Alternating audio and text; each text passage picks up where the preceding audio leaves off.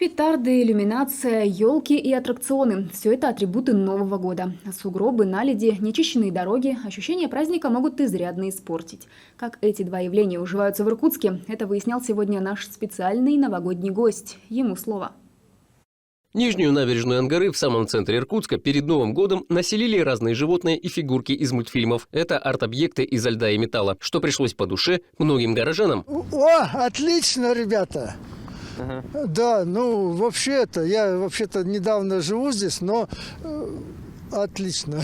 Однако не все жители могут поставить такую оценку областному центру в преддверии главной ночи года. Вот такие настилы из обрезанных веток укрыли тротуар на Карла Липкнехта. Да, обычно по зиме и занимаются формовкой деревьев, но лучше их убрать, пока они снова не дали ростки. Ледяные колеи растут, как на дрожжах, поэтому в городе очень популярна скандинавская ходьба. Она снижает до 90% нагрузок на суставы, то, что нужно для передвижения по Иркутску зимой. Конечно, в этом Очень году скользко. снега много, но скользко, потому что вот эта техника современная, которая заменила дворников, она как бы шлифует, и поэтому может быть вот отсюда неприятности идти, что получается скользко. Ну, это безобразие, конечно.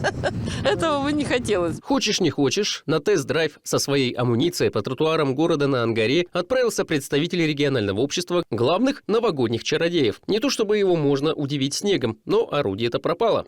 Аж свой посох волшебный потерял из-за таких вот гор. Сейчас их в столице Прибайкалья великое множество. Но и плюсы есть. Можно поиграть в царя горы или потренироваться перед Масленицей, брать крепость. Крепкие морозы и обильные осадки превратили транспортные артерии столицы региона в полосу препятствий с накатами и торосами. Как с ними справляются, выезжал лично убедиться мэр города. Ты круглые сутки на работе. Верно. Вот ты расскажи, как ты чувствуешь. Мы реально работаем сутками, вывозим, стараемся максимально больше в день.